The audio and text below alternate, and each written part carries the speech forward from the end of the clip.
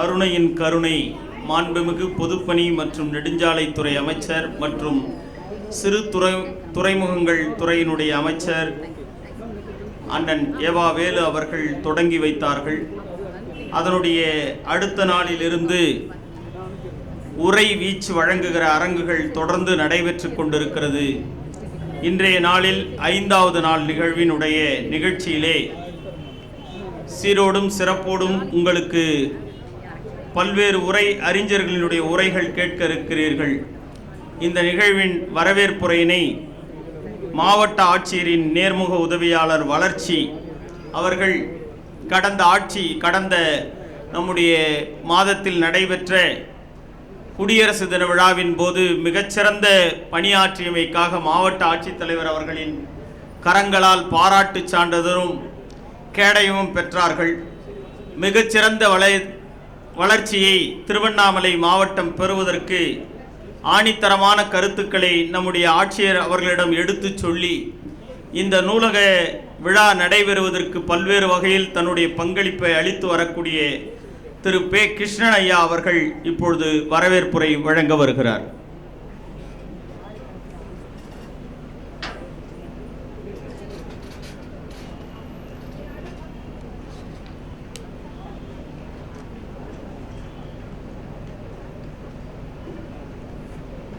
திருவண்ணாமலை மாவட்டத்தில் சிறப்பாக நடைபெற்றுக் கொண்டிருக்கும் இந்த புத்தக திருவிழா 2025 கலந்து கொண்டிருக்கும் அனைவரையும் வரவேற்பதில் நான் பெருமகிழ்ச்சி அடைக்கின்றேன். அந்த வகையிலே இந்த விழாவில் சிறப்பு அழைப்பாளர்களாக பங்கேற்று கொண்டிருக்கின்றவர்களை அழைக்கும் விதமாக சித்திரமும் கைப்பழக்கும் செந்தமிழோ நாப்பழக்கம் நீவீரோ சுழலுகின்ற பூமியின் இயக்கம் நீங்கள் சுழண்டு கொண்டே இருங்கள், வாசிப்பை சுவாசித்து கொண்டே இருங்கள், இரவு பகலை பற்றி கவலை வேண்டாம், நீங்கள் அண்டத்தின் விண்மீன்கள் தமிழ் மன்றத்தில் வாசித்து கொண்டே இருங்கள், நாங்கள் உங்களை வாழ்த்தி வரவேற்று கொண்டே இருக்கின்றோம். தாங்கள் பேச பேச தமிழன்னை தங்களில் நாவினில் நடனம் புரிந்து கொண்டே இருக்கிறார். நீங்கள் எழுத எழுத சிந்தனை செருக்குடன் கருத்தாலும் அறத்தோடும் அறத்தின் நெறியோடும் செறியூட்டப்பட்டு கொண்டே இருக்கின்றீர்கள். படிக்க படிக்க வரலாற்றில் வரலாறாகிக் கொண்டே இருக்கிறீர்கள். சொல்லின் வளத்துடனும் வனப்புடனும் மொழியின் ஒளியியலை தன்வயப்படுத்தி குரல் ஓவியத்தால் யாவரையும் வசீகரப்படுத்தியிருக்க வந்திருக்கின்ற எளிதகங்கள் நீங்கள். புத்தகத்தின் ஒளி நகல் அகங்கள் தங்கள் யாவரையும் அகமகிழ்ச்சியோடு வரவேற்பதில் மாவட்ட நிர்வாகத்தின் சார்பாக பேருவகை கொள்கின்றோம். புத்தகங்களை வாசித்து வாசித்து வானை நடையளந்த வீரத்தோடும் அண்டத்தை மடித்து சுருட்டி மகிழத்தில் சூட்டிய தீரத்தோடும் பூமியை துவைத்து வெளுத்த நேர்மையோடும் படித்ததினால் பாசத்தில் அறிவில் தொட்டனைத்தூறும் மெனற்கேணியாய் உங்கள் வெற்றி முழக்கங்கள் நாளைய சூரியனாய் சமூகத்தை நல்வழிப்படுத்த வேண்டுமாய் உங்களை எல்லாம் வேண்டி வணங்கி வரவேற்கின்றேன்.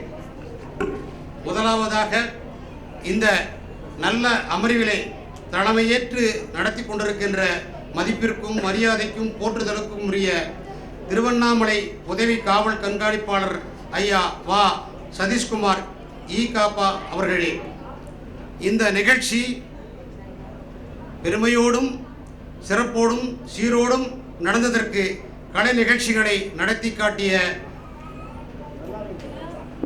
செல்லங்களே, மவுண்ட் செயின்ட் ஜோசப் மெட்ரிக் மேல்நிலைப்பள்ளி திருவண்ணாமலை மகளிர்களே, ஸ்ரீ கிருஷ்ணா நாட்டிய பள்ளி திருவண்ணாமலை குழந்தைகளே, உங்கள் அனைவரையும் வருக வருக என வரவேற்கின்றேன்.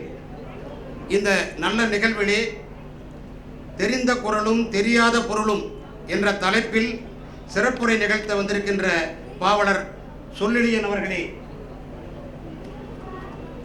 உலகெல்லாம் உணர்ந்தது என்கின்ற தலைப்பில் இங்கே சிறப்புரை நிகழ்த்த வந்திருக்கின்ற எழுத்தாளர் ஐயா அகர முதல்வன் அவர்களே,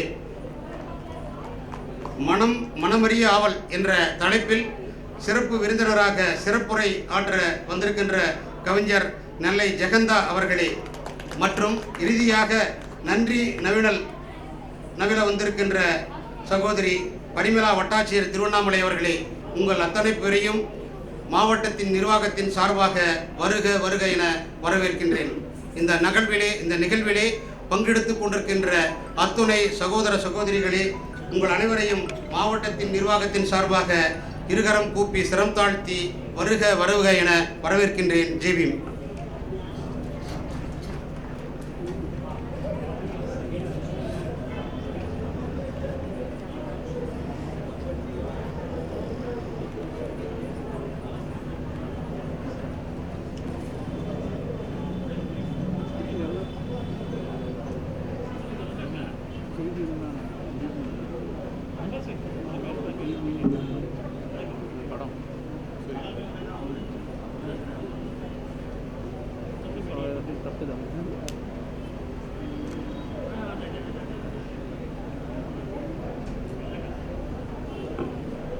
இன்றைக்கு 3 பெரிய ஆளுமைகளுடைய உரை வீச்சு இருக்கிற காரணத்தினால் முதலாவதாக பேச வருகிறார் இயற்பெயர் சோ சேகர், இலக்கிய பெயர் சொல்லினியன், பத்திரப்பதிவுத்துறையில் முதல்நிலை சார் பதிவாளராக பணியாற்றி ஓய்வு பெற்றவர். சுமார் 50 ஆண்டு காலம் மேலாக வாசிப்பு அனுபவம் உள்ளவர். 40 ஆண்டுகளுக்கு மேலாக எழுத்து பணியில் தன்னை அர்ப்பணித்துக் கொண்டவர். அவருடைய முக்கிய களம் கவிதை, குறிப்பாக மரபு கவிதை, புதுக்கவிதை, ஹைக்கூ கவிதை என பல வடிவங்களில் கவிதை எழுதுகிற ஆற்றல் உடையவர். இன்றைக்கு இருக்கிற ஆளுமைகளில் இருவர் வாலியின் ரசிகர்கள், வாலியை தடம் பதித்து செல்பவர்கள். ஒருவர் நெல்லை ஜெயந்தா ஐயா அவர்கள். அவரை போலவே வாலியின் இன்னொரு ரசிகர் தான் நம்முடைய சொல்லினியன் ஐயா அவர்கள்.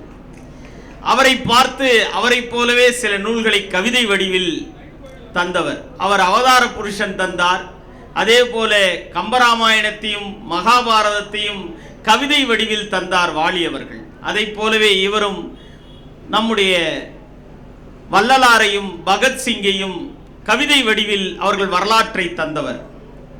இதுவரை 8 நூல்களை வெளியிட்டிருக்கிறார். பகத்சிங்கின் வீர வாழ்க்கை புதுக்கவிதை நடையில், அண்ணாமலையார் வெண்பா 2008, தடி என்கிற மரபு கவிதை 2009, மீண்டும் என் தொட்டிலுக்கு என்று நறுக்குகளாக, ஹைக்குன்னு சொன்னால் எல்லாருக்கும் தெரியும், நறுக்குகளாக குழந்தை பருவத்தினுடைய குழந்தையின் இயல்புகளை 2012 வெளியிட்டார். வள்ளலார் வாழ்க்கை வரலாற்றை புதுக்கவிதை வடிவத்தில் அழகாக தொகுத்து தந்தார் 2016. இனிப்பு சுற்றிய காகிதம் என்கிற கவிதை தொகுப்பு ஐக்கூவாக வெளிவந்தது 2017. தமிழ் தொண்டர் என்கிற புகழ்மணி மாலை என்கிற மரபு பாக்களினுடைய கவிதையை 2018 எழுதியவர். பொதுமறை புது உரை என்கிற இன்றைக்கு தலைப்பாக இருக்கிற அந்த செய்தியும் ஒரு புத்தகமாக்கி அவர் வெளியிட்டிருந்தார். பொதுமறை என்பது வள்ளுவத்தை குறிக்கும், புது உரை என்பது வசன கவிதையில் எழுதியிருக்கிற ஒரு உரை. திருக்குறள் முழுமைக்கும் உரை எழுதியிருக்கிறார். இப்படி பல நூல்கள் எழுதி பல ஊர்களில் பல இடங்களில் தமிழகம் முழுக்க தமிழ்ச் சங்கங்கள் வழியாக எண்ணற்ற விருதுகளை பெற்றிருக்கிறார். திருப்பத்தூர் பகுத்தறிவு மன்றம் தமிழக அளவில் நடத்திய போட்டியில் முதல் பரிசு பெற்றவர். பண்ணை தமிழ்ச்சங்கம் நடத்திய மாதவரம் தமிழக அளவில் நடத்திய போட்டியில் முதல் பரிசு பெற்றவர். ஈரோடு தமிழ்ச்சங்கம் நடத்திய சேலம் பாலன் அவர்கள் நடத்திய கவிதை போட்டியில் முதல் பரிசு பெற்றவர். வீறு கவி வியனரசு முடியரசனார் விருது பெற்றவர். திருக்குறள் தமிழ்ச்செல்வி அம்மா அவர்கள் நடத்துகிற மலர்ந்த திருக்குறள் சமுதாயத்தினுடைய கேப்டன் சுவாமிநாதன் திருக்குறள் விருது பெற்றவர். எட்டயபுரத்தில் பாரதி பணிச்செல்வர் என்கிற விருதை பெற்றவர். திருவண்ணாமலை தமிழ்ச்சங்கத்தினுடைய பொறுப்பாளராக இருக்கிறார். சுரதா விருது வழங்குகிற குழுவினுடைய பொறுப்பாளராக இருக்கிறார். தியாகதுருவம் நடத்திய விழாவில் விருது பெற்றிருக்கிறார். சுமார் 500க்கும் குறையாத நூல்களை கொண்டு வீட்டில் தனியாக ஒரு நூலகத்தை அமைத்திருக்கிறார். நூலக வார விழாவில் அவரை அழைத்து பேசுவதில் புது திருக்குறளும் தெரிந்த குறளும் தெரியாத பொருளும் என்கிற தலைப்பில் உரையாற்ற வருகை தருமாறு அன்போடு அழைத்து மகிழ்கிறோம். நிகழ்ச்சியின் ஊடாக இன்று தலைமை உரை ஆற்ற இருக்கக்கூடிய இந்திய காவல் கண்காணிப்பாளர் பணியை முடித்திருக்கக்கூடிய ஐயா அவர்கள் இன்னும் சில மணித்துளிகளில் இங்கே வருகை தர இருக்கிறார்கள். அதோ வந்துவிட்டார். அவருடைய தலைமை கீழாக இவர்கள் இன்று உரையாற்ற சிறப்பு செய்யப்படுகிறது. இன்றைய நிகழ்ச்சியினுடைய தலைமை பொறுப்பினை ஏற்றிருக்கக்கூடிய சதீஷ்குமார் உதவி காவல் கண்காணிப்பாளர் ஐயா அவர்கள் இதோ மேடையை நோக்கி வந்து கொண்டிருக்கிறார். வா சதீஷ்குமார் ஐயா அவர்களை வருக வருக என்று பலத்த கைதட்டல்களோடு உங்கள் பலத்த கைதட்டல்களோடு அவரை அழைத்து மகிழ்கிறோம். ஐயா அவர் பேசிட்டோன்னே இல்லை, நீங்க பேசிட்டோன்னே அவர் பேச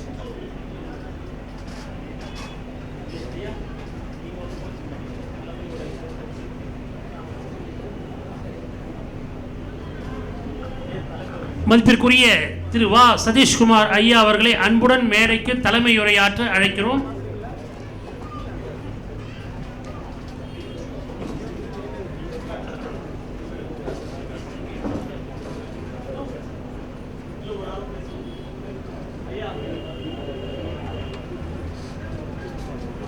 இன்று தலைமை ஏற்றிருக்கக்கூடிய ஐயா அவர்களே, ஒருவர் பேசி முடித்ததன் பின்னர் என்னுடைய தலைமை உரையை வழங்குகிறேன் என்று அழகாக சொல்லியிருக்கிறார். எனவே அழைத்த மாத்திரத்தில் ஒத்துக்கொண்ட ஐயா சொல்லினியன் ஐயா அவர்கள் தெரிந்த குறளும் தெரியாத பொருளும் என்கிற தலைப்பில் உரையாற்ற வருகிறார்.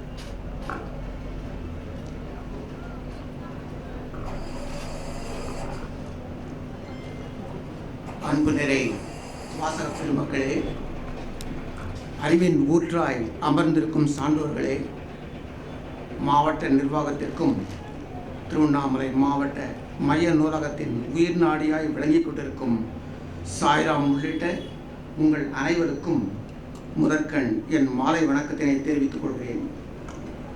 நான் பல மேடைகளில் சொல்வதுண்டு, திருவண்ணாமலைக்கு 2 முகங்கள், ஒன்று ஆன்மீக முகம், மற்றொன்று இலக்கிய முகம். இவ்வூரின் இறைவன் அண்ணாமலையார், இறைவி உண்ணாமுலை அம்மை. இறைவனின் பெயராலேயே இவ்வூர் திரு அண்ணாமலை என்றே அழைக்கப்படுகிறது. என் தலைப்பைப் போலவே இவை எல்லோருக்கும் தெரிந்த இந்த ஊரின் ஆன்மீக முகம், மற்றொன்று யாரும் அறியாத இலக்கிய முகம். மிக நீண்டதொரு படைப்பாளர் வரிசை திருவண்ணாமலையின் இலக்கிய முகத்திற்கு உண்டு. அந்த வரிசை அருணகிரிநாதரிலிருந்து தொடங்குவதாக வைத்துக்கொண்டால் அந்த வரிசையின் கடைசி படைப்பாளர் தொண்டராக நின்று கொண்டிருக்கிறேன். வரிசை எனக்கு பின்னாலும் தொடர்ந்து நீண்டு கொண்டே இருக்கிறது.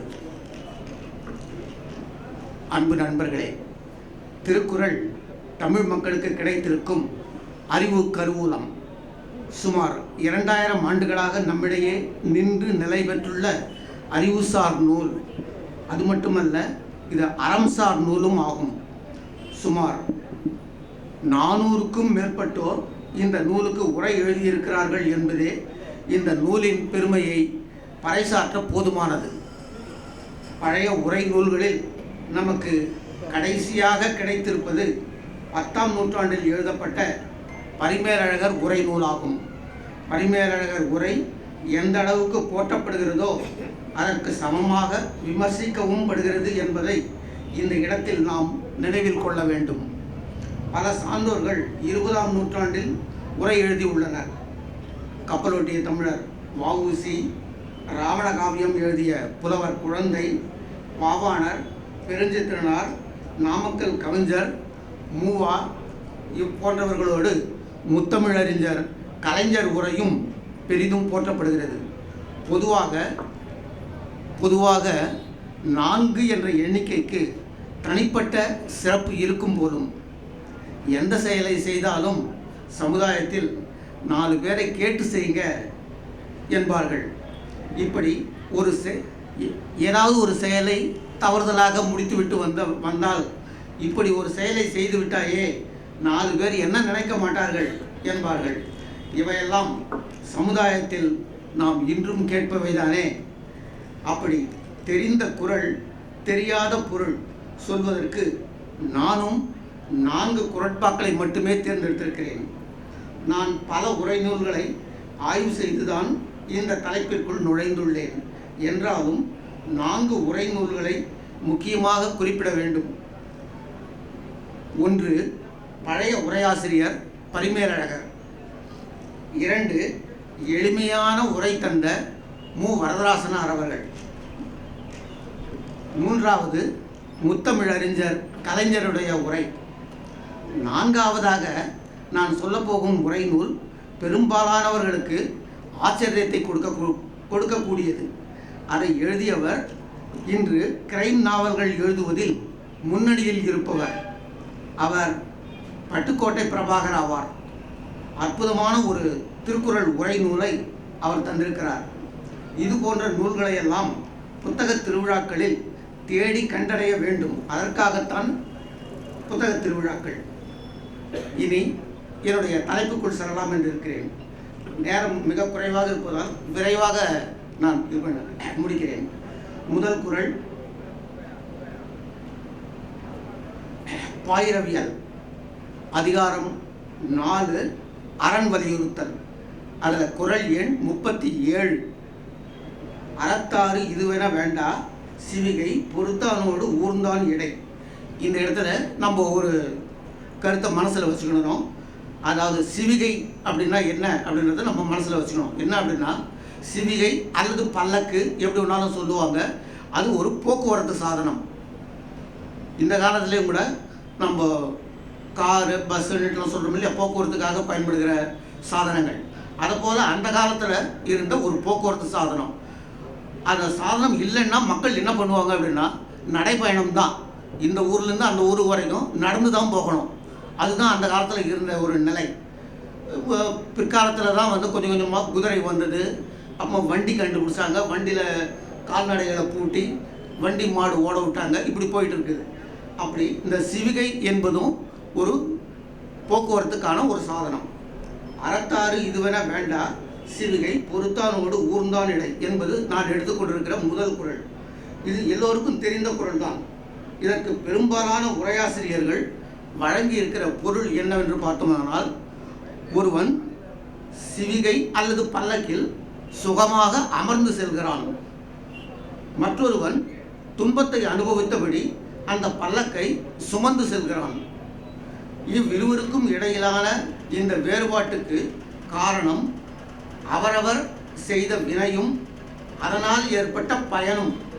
பயன் என்பதுதான், அறம் செய்தால் புண்ணியம் கிடைக்கும், அறம் செய்யவில்லை என்றால் பாவம் கிடைக்கும் என்பதுதான் அந்த பயன். அதனால் ஏற்பட்ட பயனும் என்றே உரை செய்திருக்கிறார்கள். பெரும்பாலான உரையாசிரியர்கள் அப்படிதான் உரை எழுதியிருக்காங்க. அதாவது அறம் செய்தவனுக்கு கிடைத்த புண்ணியத்தின் காரணமாக ஒருவன் பல்லக்கில் சுகமாக அமர்ந்து செல்கிறான். மற்றொருவன் அறம் செய்யாத காரணத்தால் பாவம் கிடைத்து அதன் காரணமாக பல்லக்கை சுமக்க நேரிடுகிறது. ஆனால் இந்த பொருள் பொருந்துமா என்பதுதான் என்னுடைய கேள்வி. இந்த பொருள் பொருந்துமா? இந்த குறளிலேயே அதற்கான பதிலும் இருக்கிறது. அறத்தாறு இதுவென வேண்டா என்பதுதான் அந்த பதில். இதை அறம் என்று சொல்லாதீர்கள். அதாவது சுகமாய் செல்லும் செயலுக்கும் சுமந்து செல்லும் செயலுக்கும் அறம் காரணம் அல்ல, இது அறத்தின் வழிபட்டது என்று சொல்லாதே. பாவ புண்ணியம் இதற்கு காரணம் அல்ல. சுகமாய் செல்பவனிலும் பாவம் செய்தவன் இருக்கக்கூடும், சுமந்து செல்பவனில் புண்ணியம் செய்தவனும் இருக்கக்கூடும். அப்படியானால் ஒருவன் சுகமாய் செல்வதற்கும் ஒருவன் சுமந்து செல்வதற்கும் என்ன காரணம் இருக்க முடியும்? ஒருவன் பல்லக்கில் ஏறி அமர்ந்து சுகமாய் செல்ல காரணம் ஒன்று, அவனுடைய உடல்நிலை காரணமாக இருக்கலாம். உடம்பு சரியில்லாமல் இருக்கலாம், அதனால் நடந்து போக முடியாத ஒரு சூழல் இருக்கலாம். அதனால் வேண்டி அவன் அந்த பல்லக்கை தேர்ந்தெடுத்திருக்கலாம், இதில் போயிடலாம். ஒன்று உடல்நிலை காரணம். ரெண்டாவது, விரைவாக செல்ல வேண்டிய காரணமாக இருக்கலாம். விரைவாக செல்ல வேண்டிய காரணம், நடந்து போகிறத விட இன்னும் கொஞ்சம் வேகமாக சீக்கிரமாக அந்த இடத்த போய் அடையலாம். இந்த காரணம் அந்த பல்லக்கில் ஏறிக்கொண்டிருப்பவனுக்கு, சுகமாக பயணம் செய்து கொண்டிருப்பவனுக்கு ஏற்படக்கூடிய காரணங்கள். சரி, அப்படின்னா கீழே சுமந்துக்கிட்டு போகிறானே அவனுக்கு என்ன காரணம் இருக்க முடியும் அப்படின்னாக்கா, சுமந்து சென்றால் பொருள் கிடைக்கும். இன்றைக்கும் நீங்கள் பார்த்தீங்கன்னா இந்த கேதார்நாத் பத்ரிநாத்லாம் போனீங்கன்னா குதிரையை வச்சுக்கிட்டு இருப்பாங்க. குதிரையில் தான் நம்ம ஒரு இடத்துலேருந்து இன்னொரு இடத்துக்கு பயணம் செய்ய வேண்டிய நேரம். ஆனால் அதுக்காக அவங்க வந்து பொருள் வாங்காமல் விட்டுருவாங்கன்னா பொருள் வாங்கிக்குவாங்க. ஒரு 100 ரூபா கொடுங்க, 200 ரூபா கொடுங்கன்னு சொல்லிட்டு காசு வாங்கிக்குவாங்க. ஆக அந்த சாதனங்கள் வந்து சுமந்து செல்வதன் மூலம் அந்த ஒருவனுக்கு பொருள் கிடைக்கிறது என்பது ஒரு காரணம். அது மட்டுமல்லாமல் பல தொழில்கள் போல பல்லக்கு சுமப்பதும் ஒரு தொழில். பல்லக்கு சுமப்பதும் ஒரு தொழில். அந்த அந்த குறிப்பிட்ட தொழிலே அவன் மேற்கொண்டு இருக்கிறான், அவ்வளோதான். ஆக இதுதான் வந்து சுகமாய் செல்வதற்கும் சுமந்து செல்வதற்குமான காரணங்களாக இருக்க முடியும். இதுதான் வந்து நமக்கு தெரியாத பொருள். அடுத்து 2வது குறள்,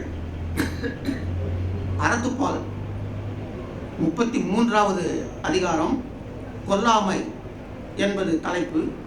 குறள் எண் 322. பகுத்துண்டு பல்லுயிர் ஓம்புதல் நூலோர் தொகுத்தவற்றுள் எல்லாம் தலை. இதுதான் அந்த குறள். பகுத்துண்டு பல்லுயிர் ஓம்புதல் நூலோர் தொகுத்தவற்றுள் எல்லாம் தலை. இந்த குறட்பாவிற்கு பரவலாக சொல்லப்பட்டிருக்கிற உரை, பெரும்பாலான உரையாசிரியர்கள் என்ன சொல்கிறாங்க அப்படின்னாக்கா, கிடைத்ததை பகிர்ந்து கொடுத்து தானும் உண்டு பல உயிர்களையும் காப்பாற்றுதல். தனக்கு கிடைத்த உணவை பகிர்ந்து கொடுத்து மற்றவர்களுக்கும் பகிர்ந்து கொடுத்து தானும் உண்டு பல உயிர்களையும் காப்பாற்றுதல். இது வந்து கொல்லாமை என்கிற அதிகாரத்தில் வருகிற ஒரு குறள். அதில் இருக்க அந்த தலைப்பில் அந்த அதிகாரத்தில் இருக்கிற பிற குறட்பாக்களை எல்லாம் பார்த்தோம்னா மீதி இருக்கிற 9 குறட்பாவும் பிற உயிர்களை கொல்லாதே என்பதைத்தான் சொல்லி கொண்டிருக்கிறது. ஆனால் இந்த ஒரு குறட்பா மட்டும்தான் கிடைத்ததை பகிர்ந்து கொடுத்து தானும் உண்டு பல உயிர்களையும் காப்பாற்றுதல் என்கிற ஒரு பொருளை தருகிறது. ஆனால் இந்த பொருள் பொருந்துமா என்பதுதான் அடுத்த கேள்வி. இந்த குறள் இடம்பெற்றிருக்கும் அதிகாரம் கொல்லாமை. மற்ற 9 குறட்பாக்களும் பிற உயிர்களை கொல்லாமல் இருக்க வேண்டும் என்பதையே வலியுறுத்தி எழுதப்பட்டிருக்க, இந்த ஒரு குறள் மட்டும் உண்பதை பற்றி சொல்லி இருக்கிறது. சரி, எதற்காக பிற உயிர்களை கொள்கிறார்கள்? ஒரு ஆடு, ஒரு கோழி, இதெல்லாம் வந்து எதுக்காக கொள்கிறாங்க அப்படின்னா உணவுக்காக தான். இந்த கேள்வியும் பதிலும் 100 விழுக்காடு சரி என்றால் இந்த குறட்பாவிற்கான பொருள் கீழ்கண்டவாறு தான் இருக்க முடியும். எப்படி? பகுத்துண்டு பல்லுயிர் ஓம்புதல், அதாவது பல உயிர்களையும், ஆடு கோழி போன்ற பல உயிர்களையும் காப்பாற்ற வேண்டும் என்றால் நாம் உண்ணும் உணவை பகுத்து உண்ண வேண்டும். அதாவது மனிதர்கள் வழக்கமாக சைவ உணவையோ அல்லது அசைவ உணவையோ தான் உண்கிறார்கள். தாம் உண்ணும் உணவை சைவம் அசைவம் என பகுத்து உண்ணுங்கள். பிற உயிர்களை கொன்று செய்யப்படும் அசைவ உணவை புறம் தள்ளி சைவ உணவை மட்டும் உண்பதுதான் பல உயிர்களையும் கொலை பாதகத்திலிருந்து காப்பாற்றி ஓம்பும் செயலாகும். அதுதான் இந்த குறளுடைய உண்மையான பொருளாக இருக்க முடியும். பகுத்துண்டு பல்லுயிர் ஓம்புதல் நூலோர் தொகுத்தவற்றுள் எல்லாம் தலை. கொல்லாமை என்கிற அதிகாரத்துக்கு சரியான பொருளாக இந்த குறட்பாவுக்கு இப்படி நம்ம பொருள் காணலாம். அடுத்து 3வதாக 52வது அதிகாரம் பொருட்பால். அதிகார தலைப்பு தெரிந்து வினையாடல். குறள் எண் 520. நாடோறு நாடுக மன்னன், நாடோறு நாடுக மன்னன் வினை செய்வான் கோடாமை கோடாது உலகு. இந்த குறளுக்கு உழைப்பவனுடைய மனம் கோணக்கூடாது, மன்னன் இதனை நாள்தோறும் கவனிக்க வேண்டும். இதுதான் இந்த குறளுடைய பொருள். சரி, எல்லா உரையாசிரியர்களுமே இந்த குறட்பாவிற்கு இப்படித்தான் பொருள் சொல்லியுள்ளனர். இது ஓரளவு சரியான பொருளும் கூட தான். ஆனால் இந்த குறட்பாவில் தெரியாத பொருள் என்ன இருக்கிறது அப்படின்னு நம்ம பார்க்கணும். அரசாள்பவர்களுக்கும் அவர்களிடம் பணிபுரியும் அரசு ஊழியர்களுக்கும் இன்றும் பொருந்தக்கூடியது இந்த குறட்பா என்பதுதான் நாம் இந்த குறட்பாவின் வழி தெரிந்து கொள்ள வேண்டிய பொருள். மன்னன் அப்படின்னு சொன்னாக்கா ஆட்சியாளர், இனி தேதியில் ஆட்சியாளர்கள்னு எடுத்துக்கலாம்.